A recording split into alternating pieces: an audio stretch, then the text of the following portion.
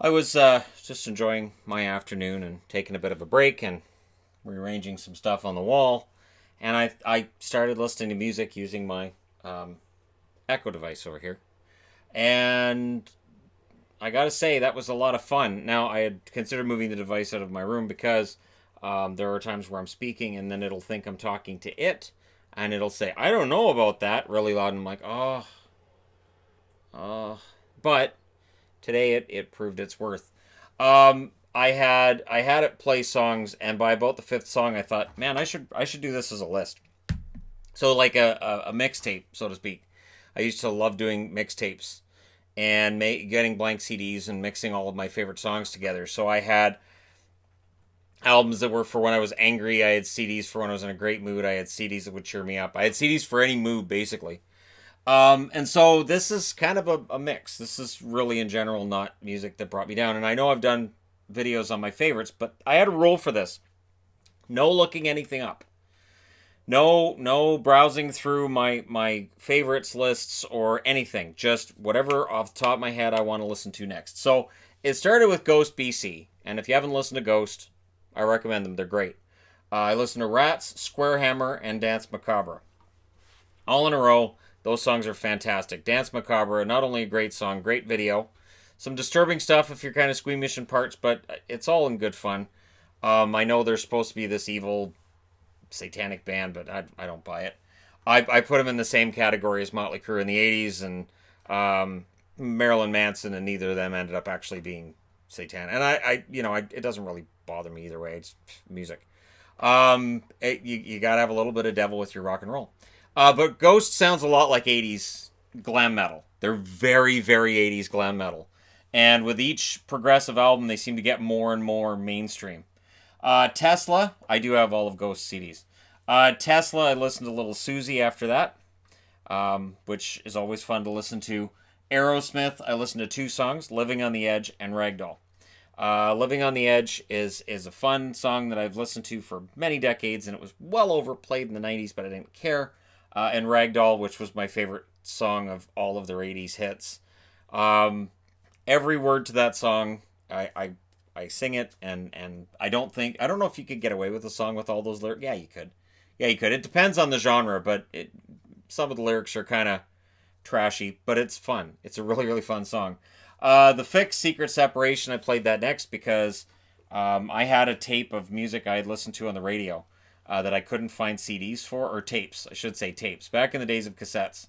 You'd listen to the radio and a song would come on you liked, so you'd be like, record, record. And I had Secret Separation that way, and that was the only way I had to listen to it for a long time. Is tremendous, and there was a concert of the Fix they had on, I want to say CFox, but it may have been CFMI, where they played Secret Separation, and live it just sounded fantastic. In Excess, The Gift. I've mentioned this one before. I don't really need to mention it again, but it is one of their most amazing songs, even though that was the last album that Michael Hutchence was on. U2's All I Want Is You. U2's a band I don't listen to very much around the house because Yvonne really can't stand them. But I really dig U2, and some of their older stuff is great. Once they got to the kind of the disco thing they did, it got really weird, got really really strange. Like their Achtung Baby album, I had that whole album basically memorized in the 90s. That was amazing. And then everything that came after that, I'm like, and they went too far. See, Achtung Baby went about as far into the whole electronic kind of sound as you can go without sounding hokey, and it just got more and more hokey after that. Although Numb is a really fun video and fun song. Rick Springfield, Celebrate Youth, because cheese is great when you're listening to a bunch of songs back to back. And it came to mind, I'm like, man, I haven't listened to that song in a while. And I was really excited to be able to play that. So, very fun song. I was a big Rick Springfield fan in the 80s. Yep. I was one of the few that was left by the time that I want to say third album came out, because I had the album with Hard to Hold, which was of course a movie soundtrack and his songs as well. And he had some really good songs. Don't Walk Away was a big one. And then Celebrate Youth was on the album after that. Rammstein, I listened to Zeigdish because there has to be some Rammstein in there. I was trying to get it to play Furamish, and it just didn't understand me, so I went with Zeigdish. Zeigdish is a really fun song too. I don't know the words yet, but give it time. All Rammstein songs I listen to so much, I just start singing along. Pain, Shut Your Mouth. I found a live version of that on the music service, the Prime Music service, and I love that. So Shut Your Mouth is an amazing song. Anytime I want to feel like a little bit bigger, a little bit, and which is important when you're short, which I am. And Shut Your Mouth is a fantastic song for that. I remember one time a friend of mine, he was coming up with a wrestling character, and he said, I need a really arrogant song for my wrestling character. And I said, have you heard Shut Your Mouth by Pain? And he said, no. I said, all right. So I sent him a link to the song, and about 5 minutes later, he messages me back, goes, yeah, I never heard that before. It's perfect. So it is one of the most arrogant, fantastic songs in the history of music. And the video is really funny. Typo Negative, my girlfriend's girlfriend. I talk about my ex very sparingly, but I will say this. She did introduce me to Typo Negative, and for that, I thank her. My girlfriend's girlfriend is still one of the few songs of theirs that I still listen to a lot. It's a fun song. It's just the idea that, hey, my girlfriend has a girlfriend, but she's my girlfriend too, and the three of us hang out together, for lack of a more explicit term, which reminded me of Britney Spears' 3. Now, Britney Spears' 3, I always laugh. I always really laugh when I listen to the song. First off, it's a fun little dance song. And I almost listened to If You Seek Amy as well, which, yeah, huh? She pretended she didn't know what that spelled. Sure you didn't. So Britney tries to get all these things into her songs, and there's kind of a freak nature to some of this, and 3 is the biggest freak song. It's basically, I'm going to go out and fool around with two people at the same time, which is the same message as my girlfriend's girlfriend, just a pop version. And yet, when the album's released as a single, and it was released mainstream, she could talk all she wanted about two guys. You get the feeling it's two guys, but Living in Sin had to be changed to Living Like This. Because if you're going to write a song about having a menage a trois, please think of the children. I thought it was so funny. The first time I heard Living Like This, I'm like, wait, that's Living in Sin. Wait, why did they take In Sin out? Wait, what? Of all of the things in this song to take issue with, I would think Living in Sin, that's kind of a given considering the subject matter. But anyways, so that made me go, you know what? What's more along the lines of 3 that's completely out there? And it's Nine Inch Nails' Closer. That one is one of the most fantastic songs. There's some depravity in it, and just how stripped down the song is. It's very, very basic. And that thumping bass and everything about that song. And again, my ex introduced me to that song. I was not a Nine Inch Nails fan from other songs of theirs I heard. After I heard Closer, I went back and started listening to their other songs. Reptile is a fantastic song of theirs as well. I did try to get it to play Deep. It doesn't have Deep on the service. So, Puddle of Mud, She Hates Me. If you've had a bad day, if you're not doing well in the realm of girlfriend-boyfriend relations, She Hates Me is fantastic. That is one of the greatest songs ever. And I know everything fell apart for that band and the lead singer. Probably not the greatest guy on the planet, but that song is still fantastic, so I enjoyed that. Fleetwood Mac, Gold Dust Woman. I was looking for Hole's version of Gold Dust Woman. Not a fan of Courtney Love in general, but Hole's version of Gold Dust Woman is absolutely haunting and amazing. But Fleetwood Mac's, the original, still pretty damned amazing. Stevie Nicks, just everything about Stevie Nicks is fantastic. Eddie Vedder, Hard Sun. Again, I would rather have listened to the original by Indio, but they're not going to have that on the service, so I listened to Eddie Vedder's Hard Sun, which is still a pretty darn good song in and of itself. That's one of those ones I have to sing along with. Like, there are songs on this board that if I hear them, I'm going to start singing. And it's going to happen, whether I like it or not. All I Want Is You, Secret Separation, Ragdoll, it's guaranteed with Ragdoll. And we're getting there with Rats. I listen to Rats in the car a lot. Adelaide's a huge fan of Rats as well. She thinks it's a great song. Corey Hart, It Ain't Enough. That was my entire high school experience. girls basically saying, it ain't enough. It ain't enough. I could pour you my heart and all this stuff about all this. I could give you everything in the world and it wouldn't matter. And I remember hearing that song and going, I feel this somehow. I no, he's right. Yeah, no, that's true. And all the way through high school, that was my experience. I didn't have a girlfriend in middle school or senior high. I had nothing.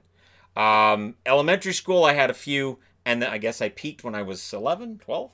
Anyhow, not really a big surprise, uh, which is why the whole 100,000 subscriber thing is weird to me because, yeah, in high school, it just, there was nothing. My social life was just, there wasn't. So, who knew? Um, Boys Don't Cry, I Want to Be a Cowboy. This was one of my favorite songs when I was a kid, and I remember my friends and I, we'd sing it all together. We had a great time with this song. And then recently I'm watching tennis, and I'm trying to remember who it is.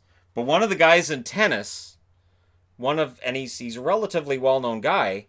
He goes out on the court, and I'm like, okay, I've never seen him before. I've heard his name, but yippee yippee yi yippee yo yo yo. Okay, so I Want to Be a Cowboy stuck in my head because he looks identical to the lead singer of Boys Don't Cry, which was a one-hit wonder.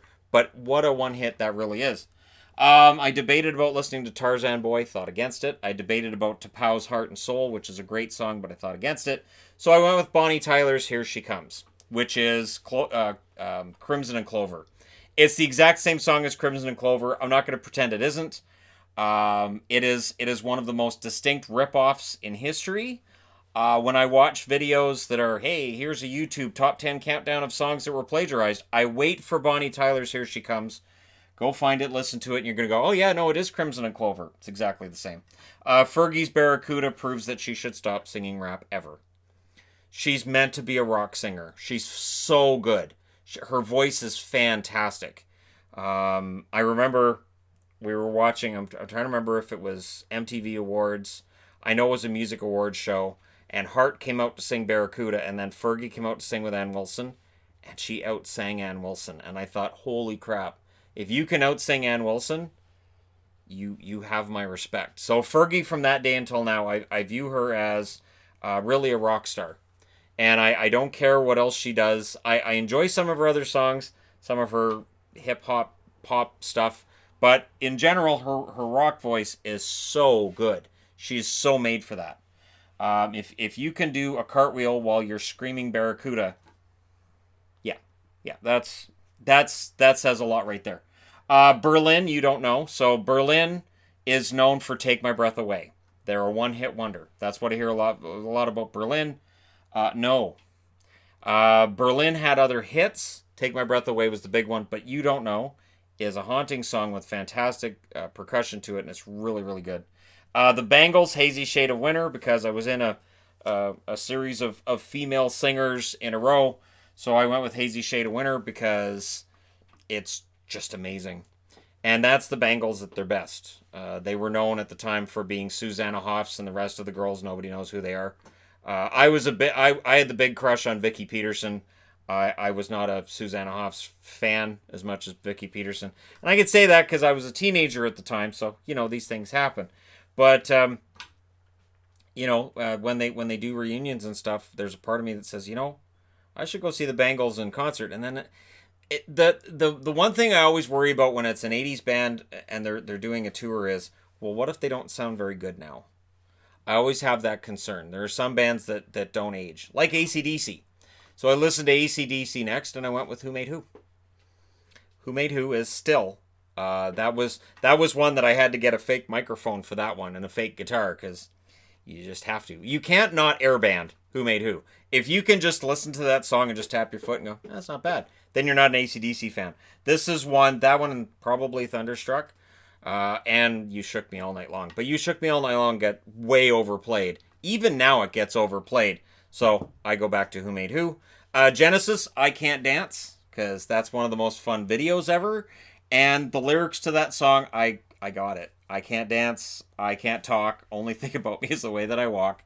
And I was like, yeah, well, I got kind of a funky walk, so there you go. People have noticed in meetups on the Hockey Channel that my walk's a little different. And that's part of just being shorter than everybody else. You kind of have to have a bit of a walk with an attitude kind of thing.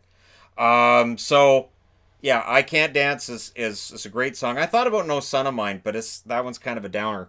and I kind of lived that. So having lived that song, I didn't really need to listen to it. I mean, I kind of lived I Can't Dance as well. I've certainly been on the beach, and okay, I'd like to talk to that girl, but that's not going to happen. She's so far out of my league. Tom Petty, Climb That Hill, came to mind because of that same thing. Little Lucy's such a doll, like to climb her garden wall, but she only sees me as a friend. I got to get up and climb that hill again. It was a song that was associated with a movie that bombed. I had the soundtrack because that song was on it. The rest of the soundtrack I really didn't have any use for. It was just that song. It's because that album wasn't a big hit.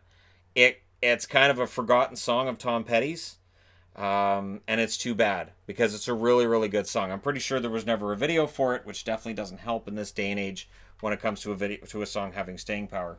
Veruca Salt, Volcano Girls, because I knew I was winding it down and wanted to have a bit of a blast on the way out. And Veruca Salt's Volcano Girls, that's one too that anytime I listen to the song, I always think of the video. And those two girls were just awesome. I get that they couldn't stand each other at times when the band was together. I remember an interview with the two of them where they talked about being on the road on the bus and having to ride around with guys, and how at certain points in time of the month it wasn't comfortable being on the bus with a bunch of other people, and how they sometimes argued with each other. And it was quite clear that while they were okay and they were part of a band, that there were times that they couldn't stand each other. And then finally, last but not least, I finished it with the song from Bush, Come Down, because I can't listen to that song and not sing every single word. Having seen them in concert now, it just adds a layer to that. And knowing now that Bush is fantastic in concert. Criticism of them in the 90s was that they were derivative, they were crappy in concert, Gavin Rossdale can't sing, all of these other things. And having seen them very recently, none of that's true. They were a lot of fun. I preferred them to the Cult. You'll notice the Cult's not on this board. It didn't occur to me to play them. And it didn't occur to me to play a lot of the bands we've seen in concert. 3 Days Grace, I couldn't really think of one I wanted to listen to today. But there you go. So if you've ever wondered, like, well, if there was a mix CD I could throw together, if there's a playlist I could throw together of songs that Shannon would listen to, there's it. So it's just kind of a fun thing. You guys can let me know your kind of playlist and all that wonderful stuff. This is just a fun video idea that I had during this where I'm listening to songs. I'm like, you know what? I should write this down. And again, the rule was simple. Don't look at your phone. Don't look up songs that you've listened to. Don't look through your CD catalog or anything like that. Just play songs using that echo over there that you want to listen to in a row. And it was fun because if you notice, I've got a little bit of everything on there. It really shows my tastes, and it also shows that if I'm just listening to songs casually, there's a lot less metal. There's a lot more pop. So there you go. Thank you guys so much for watching. Just a fun little video idea. And I appreciate everybody who's subscribed. It's over 8,400 on this channel. I'm not saying that I want a second silver play button, but I can find room on the wall if this one ever hits 100,000. So, between trying to catch PewDiePie, which I haven't checked lately, but I'm pretty sure this channel's falling further behind, and just the general whole Festy Fest thing of it. And again, that's a reference to the things I've talked about on this channel before. But there you go. Just sort of a music playlist from this afternoon. While I had some time to just chill. I think what it was, I was, rearranging some stuff up here, and I thought, you know what, Shannon, just take the afternoon and just relax. Just because I don't. I really don't take the afternoon to relax. I get antsy and I start making more boards and making up videos. So the way I relaxed is putting stuff on a board that I did a video for after. It's an illness, isn't it? All right. Thank you guys so much for all your support. I will talk to you again soon.